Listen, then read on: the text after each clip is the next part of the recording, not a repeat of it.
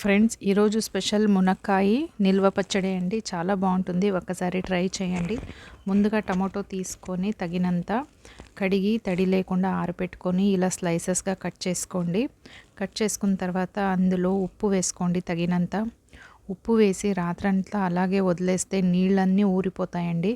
Next day morning ఇలా మెత్తగా చేతితో స్మాష్ చేసేసి అందులో ఉండే నీళ్ళన్నీ బయటికి తీసేసి ఇలా జ్యూస్నంతా పిండి ఇలా ఎండలో ఎండపెట్టుకోండి. తగినంత చింతపండు ఈ టమాటో జ్యూస్లో వేసేసుకొని ఈ జ్యూస్ను కూడా మీరు ఎండలో ఎండపెట్టేసేయండి. బాగా ఎండిపోతుందండి. ఇలా టమాటో ఎండిన తర్వాత ఒక రోజుకే ఎండిపోయిందండి ఇది. మరి తిరగా దీన్ని జ్యూస్లోకి వేసేస్తే మెత్తబడుతుందండి. మెత్తబడిన తర్వాత దీన్ని మిక్సీకి వేసుకొని పేస్ట్లా చేసుకోవడమే.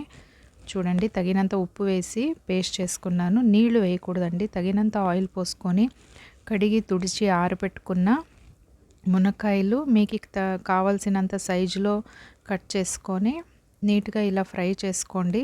ఎక్కువ ఫ్రై చేస్తే డ్రై అయిపోతుందండి, జ్యూస్ మొత్తం పోయేసి పిక్కల్లో అంత నీట్గా రాదు. ఇంత మాత్రం ఫ్రై చేసుకున్నా సరిపోతుంది. మొత్తము ఇలా ఫ్రై చేసి పక్కన పెట్టేసుకోండి.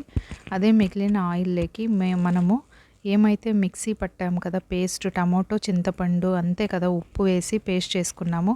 ఆ పేస్ట్ని ఇందులో ఆయిల్లో వేసేసి తగినంత పసుపు వేయండి. పసుపు కూడా ఒక ప్రిజర్వేటివ్ లాగా పనిచేస్తుందండి.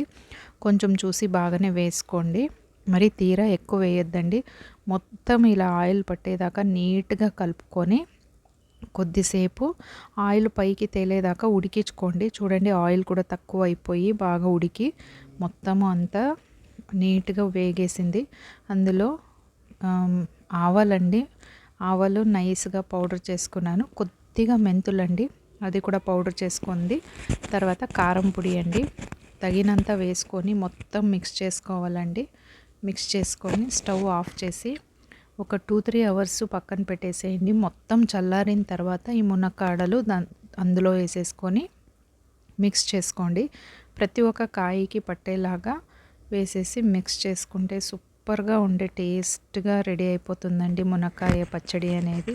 చాలా బాగుంటుంది, ఒక్కసారి ట్రై చేయండి, మీకు నచ్చుతుంది.